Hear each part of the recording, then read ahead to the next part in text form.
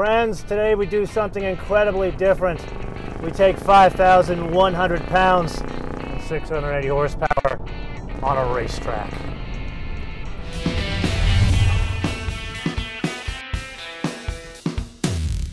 Perhaps I've mentioned the weight of this car a bit too much between the tech review and this episode, but I need to bring it up again, 5,100 pounds, in context of other numbers, and that is the size of the brakes.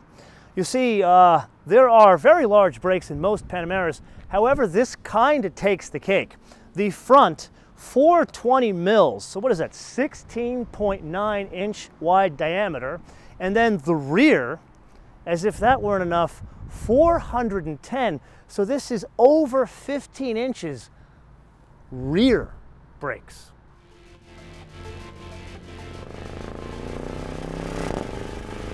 Welcome to Vancouver Island Motorsports Circuit.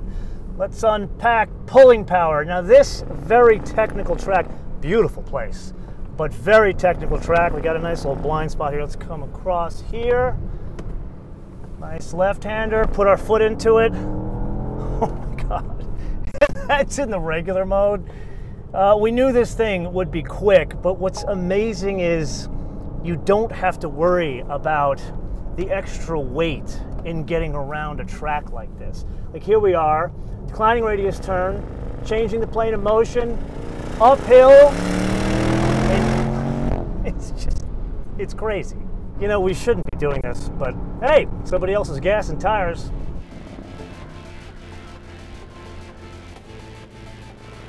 Yes, today you and I are talking about the latest and greatest Panamera out there, but you most likely have seen a number of this generation of Panamera on the road already, and you probably have noticed they all have some sort of adjustable spoiler. Now that is to create downforce. That is the Captain Obvious part of it. Now, two things. Number one, all of these, whether it's this one with 680 horsepower or even the most basic V6, they're all fitted with all-wheel drive. But the purpose of this spoiler is to create downforce on the rear axle. Again, Captain Obvious.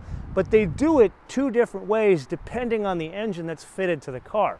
So a standard version of the Panamera, it would be a one-piece spoiler that comes up, so you only have this much contact with the air to create downforce. In the turbo models, it's split, comes up, and creates a wider area in which to have more downforce on the rear axle.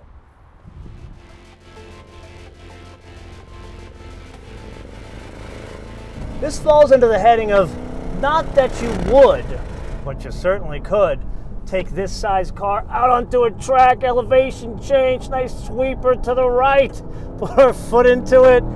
Oh my God. I think maybe 0.2% of the people that would buy something like this would take it on a track day and push it this hard. Let's go to Sport Plus, put our foot into it. And this is where we need to unpack a couple of things. Yes, it's heavy.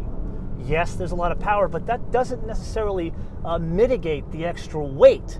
What we need to focus on is what's happening between the sport suspension as well as the 3 air chambers. So to make the car more comfortable, that's why they have the extra air chamber. That's for driving on the road and getting people out of an S-Class into this. Less air is what's happening here for us, because notice what's happening. I'm not leaning so much to that side. Let's disturb the plane of motion.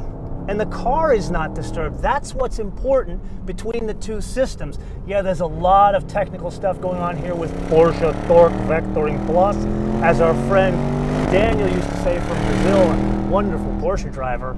But this is all now coming together. What's important to know is there are many driver systems here, but this is the first time where they're working in conjunction with each other. It's not individual sensors and then working within a silo. Like for example, I'm coming on a nice technical turn here. I'm gonna turn and change the plane of motion, be somewhat sloppy about it, and the car's like, okay, give me more.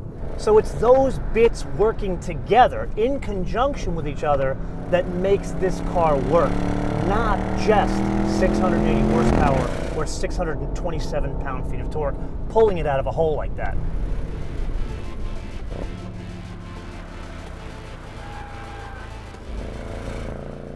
So a little bit behind the scenes here. Throughout this episode, we've been using two different cars, and it's not just the color, it's the size. So the car on the track, we've been using the standard wheelbase Panamera. That's a 116.3-inch wheelbase. And then all of the stand-ups have been in this car, the very fancy Executive, which is a 122-inch wheelbase. Now, as a basis of comparison, the 7 Series in the S-Class, the standard car is 8 inches shorter and 10 inches shorter, respectively. However, even this Executive model is still shorter than the shortest, the 7 Series. So what do they use all that extra space for? You could say it's for the legroom, but I would argue it's for two completely different things. Number one, very fancy seats that you can move around like this. And number two, you know the old saying, don't tell it to me, sell it to me? Well, let's go through that right now. This is a very fancy, like, I want to say it's aluminum, finished with leather here.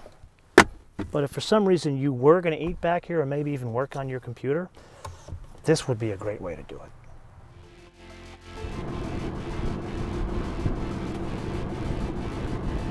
Okay, so let's try this whole system on normal roads, if you could even call this normal roads. This stunning region of the world. We are on the Pacific Marine Highway going through Vancouver Island and have been fighting logging trucks.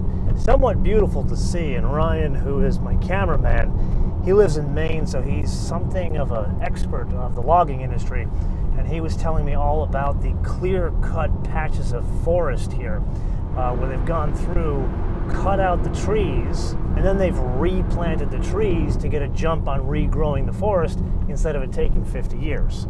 Okay, so forest aside, let's focus back on how this thing works on the road, and it's very similar to the racetrack in that you don't feel pitch, squat, dive, or roll. Yeah, you get lean when you really push it through a turn, but that is a number of the driving systems, all the disparate driving systems working in conjunction with each other rather than this separate driving systems working in a silo. So let's come around this nice turn here, a bit of a bump. This, you wouldn't expect it from a 5,100 pound car. You'd expect to be over there. And this kind of gets back to the original time that you and I drove a Panamera together back in, what, 2009? And the big thing that was the takeaway for me was you're driving a car that weighed 4,000 pounds, this was 8 years ago, that drives like it's 3,000 pounds. So now, almost a decade later, it's 5,000 pounds, but it still drives like 3,000 pounds. Wow. Said it before and I'll say it again, stunning region of the world. So a side note, and yes, me being rather pedantic, the color. We've discussed the weight of this many times, but we haven't discussed the cost. Almost 200,000 US. So it would stand to reason, if you're looking for a special 700 horsepower, almost 700 horsepower car, white with black interior, blah, it's not special. You would want something that really stands out. Go to the point where you spec out the different color, maybe a different color headliner, although the suede is a nice touch. But you need something special, like a single lane bridge going through Western Canada.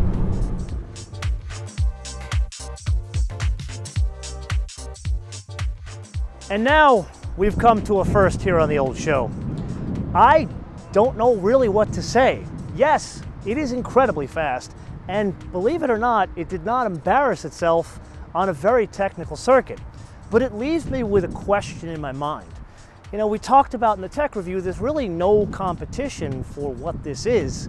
But it does make me think, should there be more competition for what this is? Like, should there be like an uber powerful hybrid electrified version of an S-Class, a CT6, a 7 Series, or anything else I'm not saying here? Because, believe it or not, this works a lot better more than the sum of its parts. So with that, I want to leave you with a question. And the question is very specific. What other cars that currently exist today that sort of compete with this, and that is an S-Class, 7 Series, or something else that I am not naming here, should have this type of electrification / hybrid system? For the avoidance of doubt, I'm saying not meant for efficiency, but rather to rip your face off. And don't just tell me what should have it, but how much power, and most importantly, how much would you pay for it? And you know what? For good measure, let me know what region of the world you hail from. Let me know in the comments below or via our social media, MotoManTV all one word, MotoManTV all one word, Facebook, Twitter, and Instagram. And with that, I want to leave you with two things. Number one, please unsubscribe and then resubscribe, click notifications. This is how much YouTube has screwed up the platform for creators, big and small, no matter the genre. And number two, I want to leave you with a fun fact. And the fun fact is this: have you guys been to Vancouver Island? But not just Vancouver Island, the neighboring island of Salt Spring Island. I was very fortunate to go to a wedding that a very good friend of mine, he got married, I want to say 15 years ago, and his lovely lady's in-laws, they live here or the next island over, Salt Spring Island. So think of this as like from the Tourism Board of Canada. Come to Western Canada, because it's lovely. Oh, and there are fast cars here. Until I see you next time, bis später.